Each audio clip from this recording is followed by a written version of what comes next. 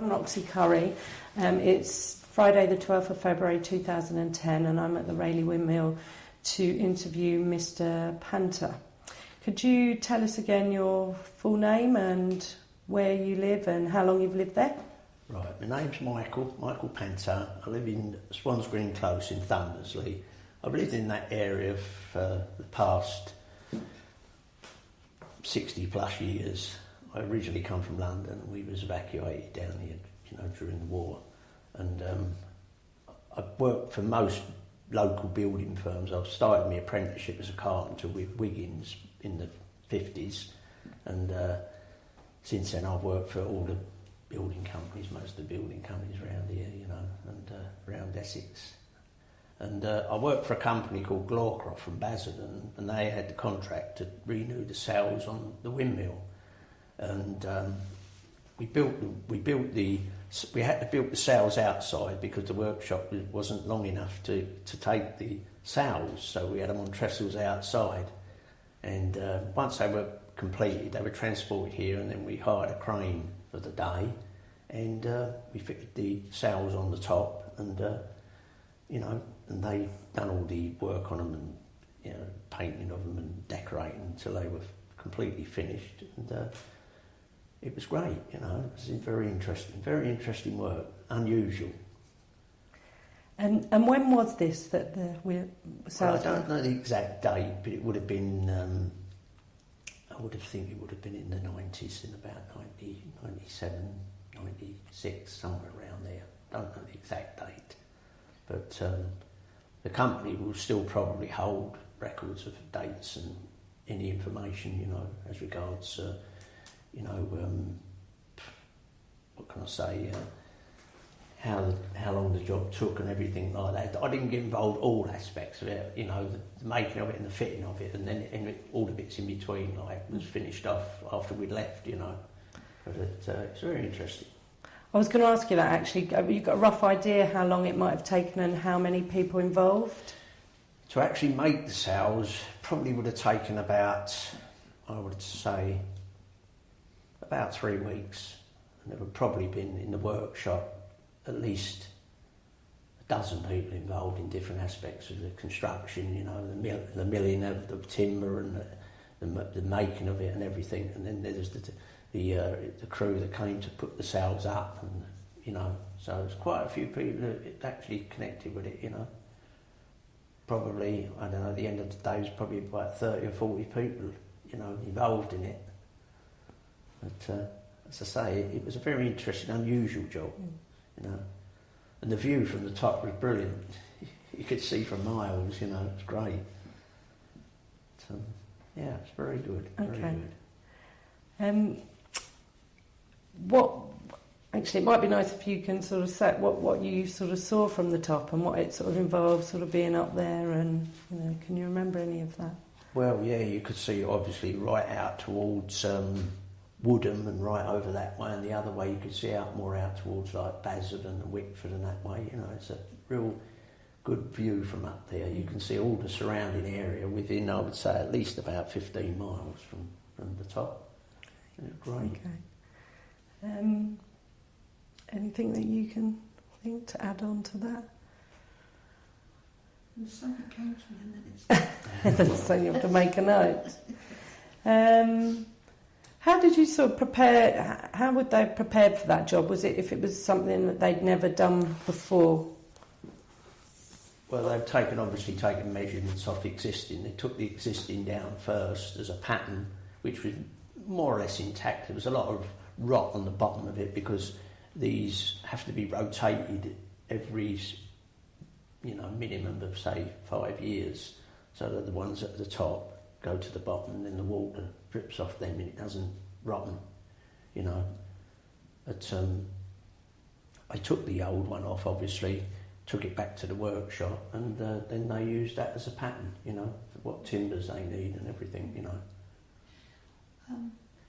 Obviously, you said Wiggins were contracted to do the work. No, not Wiggins, Glawcrofts. Glawcroft. Yeah. Do you know which authority or who asked them to do it? Do you know? I wouldn't really Was know. it the No, I'm local afraid I council don't. or local, because in the No, it's something that probably they would be able to tell you more. I think it was the Historical Society. I think they may have raised. Yes, because a lot of work was done, and then of course they did all the reconstruction. Yes, yes. Okay. Just trying to think if there's. But the actual company, Glawcrofts, obviously, at the time they would take photographs of the different, stages of the construction, probably of the workshop when it was being made, and all that sort of information. If you probably needed that sort of thing, photographs and all the technical data on it, And Michael's left me with their address, so we can sort of follow that up and see if they've got anything. That's great. Yeah, actually, the chap you probably want to speak to is Mr. Barry Witterick. I think he's still the general manager. So he would have been there at the time, because obviously the company's probably had changes since I've worked for them. Barry Witterick. Witterick. Don't ask me how to spell it. Would this have been quite an unusual job for Glawcroft? Were they sort of traditional sort of carpentry? No, not really, because I think a way time before that, they had a car from the Queen's Estate, an old wood-sided, I think it was a V8 Pilot, and it was used on the Queen's Estate. And it was a lot of timber in them days. The door frames were all timber, and they had to construct a new door, and that's what they done. So pretty specialised sort of stuff. That probably got me into doing this sort of restoration. But mainly they were building contractors. Mainly used to do a lot of work in the Basildon area for the local councils and I worked for them for about 15 years. When the project was completed and the restoration, was there any ceremony or any launching, opening that people were invited? I think there probably was. I wasn't invited because I was only a worker. But there probably was a little ceremony, I would think, when it was handed over and the final, when it was actually completed.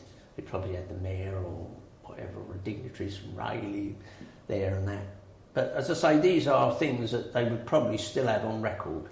The company would still have all these things on record, photographs and stuff like that, which might be interesting, all the different, stages of construction and removing, and because they had a crane here, obviously, to do it,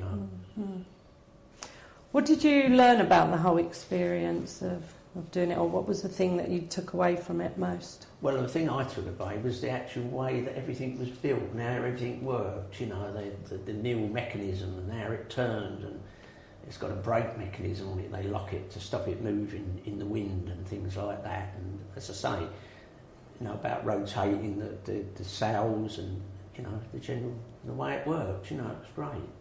So it was a memorable experience. It was, yeah, it was very, very interesting. Because I've always been interested in. Obviously, I've been a carpenter, anything that's timber construction. So it was great. The experience was great. And have you visited the windmill since then? Yes, I came, I forget how many years ago it was now. Time just goes.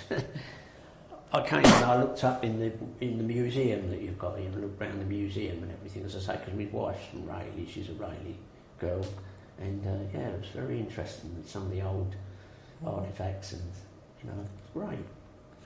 You mentioned your wife sort of growing up here, and she's not here at the moment, but I just wonder what sort of thing has she ever told you of any memories of the windmill? Not really. She only remembers the windmill as it was in the old days when it was actually still working. Like, as I say, our friends Dennis, he worked here when he left school, only for a short time, but that's how they remember it, when they used to, everything was horse and cart and all the stuff was transported by horse and cart.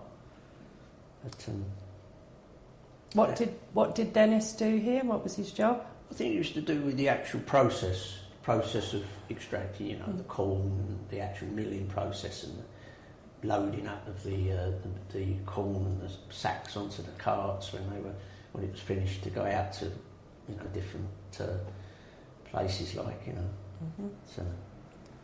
Excuse me, I'm going to cough.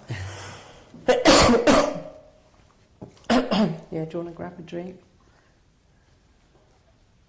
Yeah, I'm going to follow up with Dennis afterwards and see if he will. Yeah, he might come have a bit along. more information than me actually, because actually working here, he'd probably know some of the characters and that. Yeah, that would be here great. at the time, you know. Yes. So what do you remember, you know, about Rayleigh sort of growing up, and, you know, how's it changed? Well, Rayleigh's changed as I can remember Rayleigh when it was just a high street and there was just mainly all it consisted of. Rayleigh was pubs. There were more pubs in Rayleigh than anywhere else. I think in the heyday there was about 6, you know. But I mean, it hasn't changed when you look at the high street now. You look at some old. We've got some coasters, table coasters of Rayleigh, and when you look at it, it's still got a lot of the buildings, and of course the church at the top is the focal point as you come up the high street.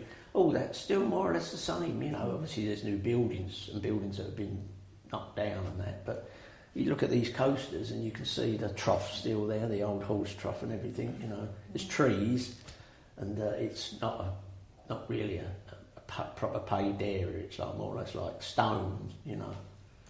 But no, the actual view up the high street hasn't changed a lot at all, really, you know. Which is great, you know. It's still retained its character, you know. Good.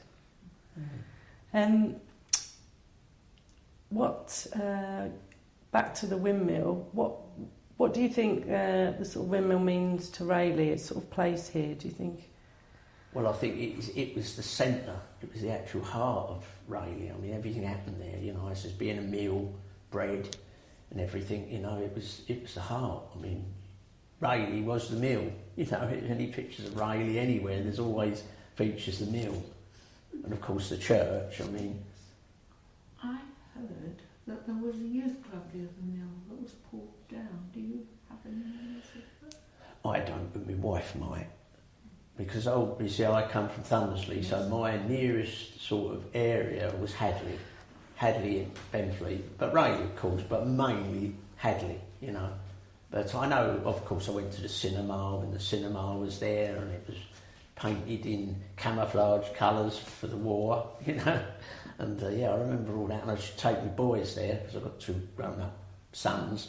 I used to take them to the Saturday morning things that the wife did at the old cinema, you know, so we've seen it come and go, you know. A lot of people remember the cinema. The lady I interviewed the other day was talking about it a bit earlier than you're talking about, when it was the Cosy, I think. Yeah. Of course, it was built in a dip, and the dip's still there. It was built in a hole. I don't know why it was built like that, but it was just built below, you know, it was above ground, but if you look at the flats that are there now, they're in a big dip, and that is where I don't know if it was protection, I don't know, because it was obviously built well before the Second World War. Yes, I recall going there as well. Is there anything else that you can think of want to... If it was really interesting there that you said that it was, you know, the mill is the centre, you know, of Rayleigh and... Yeah, of course the Mount, the Rayleigh Mount, everybody knows the Mount. When you're kids, that's where you play, and, you know... It was great. Do you just mentioned about how, you know, that sort of people come in here to the mill to get bread and things like that. Do you have any recollection of that? Or? Myself, not really, because as I say, I grew up in Thundersley, and Rayleigh I used to come to, but not that often. Hadley was more the area that I would go to. But of course, my wife, she actually lived in Rayleigh, so she would obviously be here all the time, you know. We used to come here to the Crown. Years ago, the Crown had a little dance hall out the back, and that was a Saturday night. You know, that was the place to be. You remember that?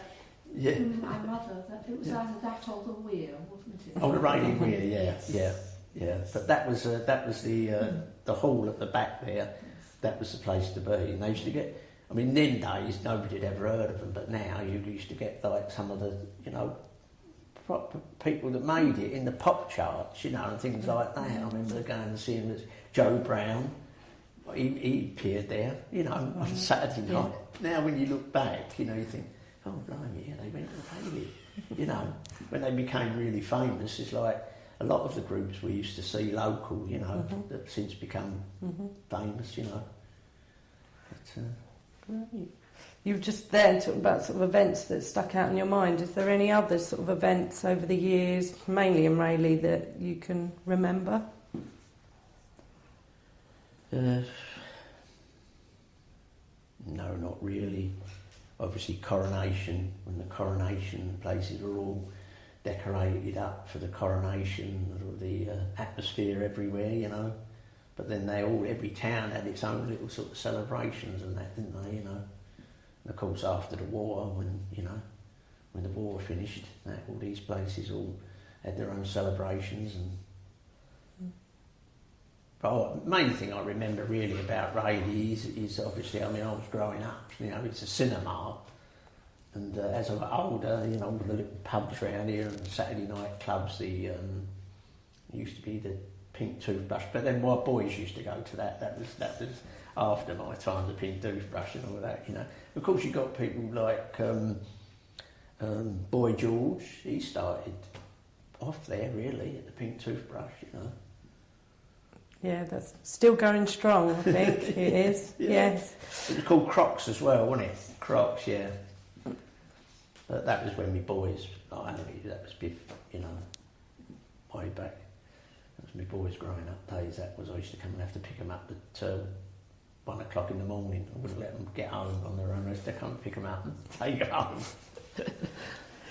When you used to come to the cinema here, could you see the mill? Do you remember the windmill? Do you ever remember coming by here? Oh yeah, it was. I remember seeing it. You know, it was always. You know, you always noticed it as you walked into Rayleigh, really, or you come anywhere. You know, for walks or anything like that. It was always something you looked at. You know, because it's obviously stands out. Like, you know, but sometimes you wasn't really aware of it because it's always there. It's like everything else. You know, it's always there, and you take it for granted. Don't you? Walk past it, but you know, unknowingly you're looking at it, you know.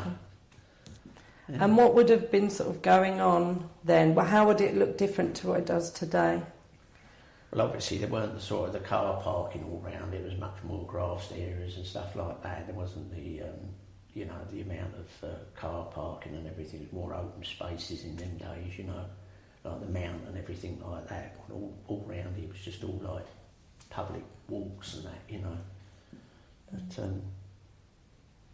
yeah, you know, it's always been there. It's like everything else. You take it for granted. It's like Hadley Castle. I mean, we grew up and that used to be our grounds for when we was kids, roaming, you know, all over the Benfleet Downs and Hadley Castle, you know. So I suppose my wife, it was Rayleigh Mount and the mill and everything, you know.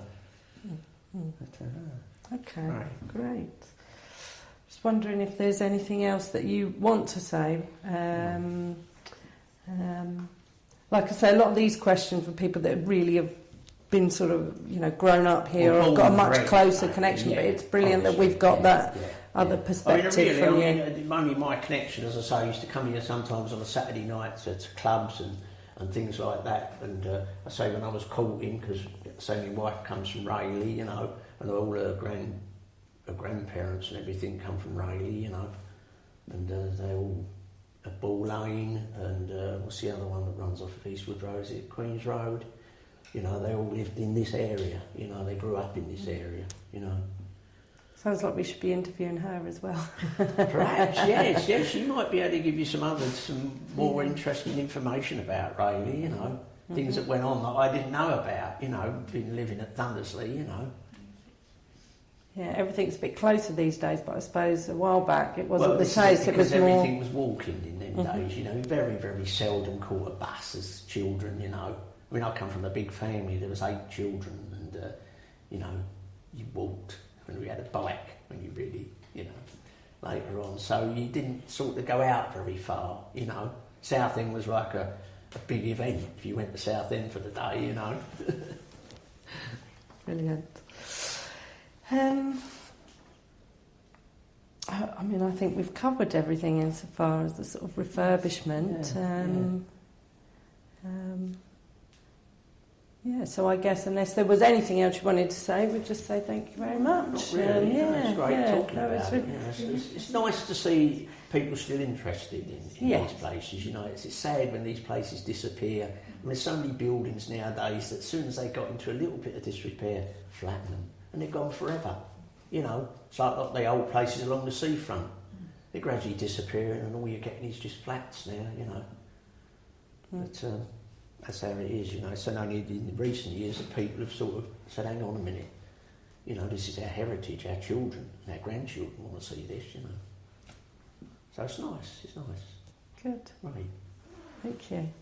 Thank Okay. you very much. Yeah, no, thank you. We really appreciate you coming over Oh. and sharing that with us.